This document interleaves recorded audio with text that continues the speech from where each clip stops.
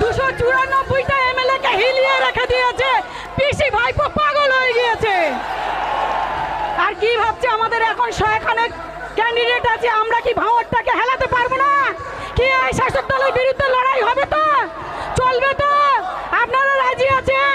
রক্ত দিতে প্রস্তুত আছেন তো? এ লড়াই মানুষের লড়াই, খেটে খাওয়া অত্যাচারিত মেহনতে মানুষের লড়াই।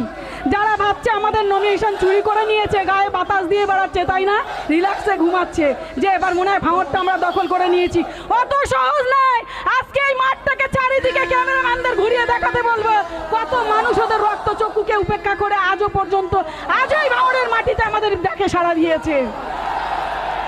সবাইকে আমার অন্তর থেকে ধন্যবাদ, শুকরিয়া জানাই, কারণ আপনারা আছেন বলে আমরা এই স্টেজে লড়াইটা করতে পারছি।